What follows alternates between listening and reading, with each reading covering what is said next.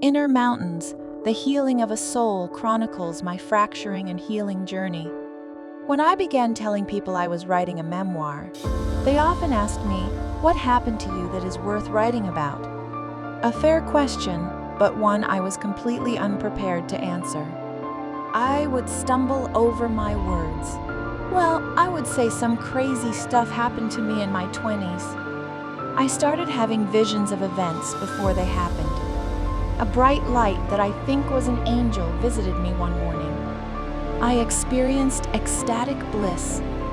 Then I endured relentless, tormenting, and hellish overstimulation from which escape seemed impossible. I've had a few breakdowns. One was particularly spectacular.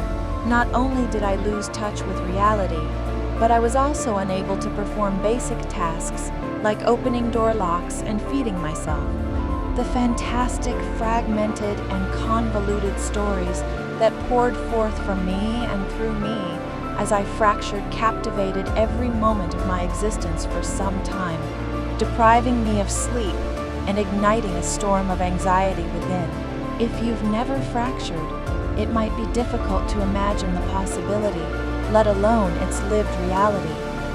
From early on, fracturing was the word that best described the experience of feeling every imaginable thought, emotion, opinion, and storyline at once, simultaneously hearing and seeing and smelling them as voices and visions and more.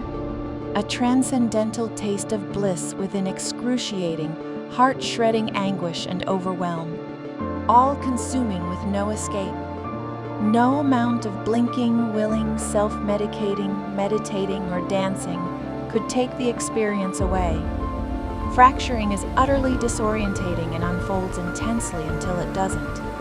My fracturing was arrested by sedation and psychiatric medication, but it was not healed. I know I am not the only one with these experiences. Many others have experienced a descent into madness or the lofty bliss of mystical experience.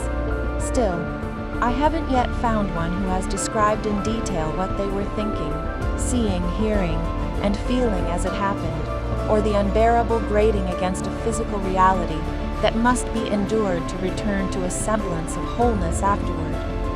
In my late 20s, I was faced with a choice: remain medicated and chronically unwell physically, mentally, and spiritually, or find a way to put my utterly fractured being back together.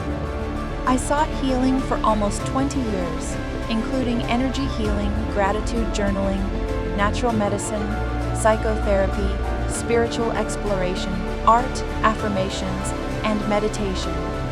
I healed slowly and to the point where my once debilitating fracturing became the challenging experience of being an empath with no boundaries to other people's stuff.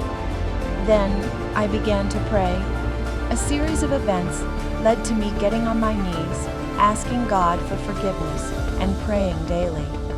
After a few months, I realized I was no longer excruciatingly sensitive, not in the spiritual and energetic sense, and I became discerning in a way I had never been before, instead of feeling overwhelmed by information and confused by opposing viewpoints. Faith and prayer healed me, heart and soul, bringing me inner peace and a discerning mind.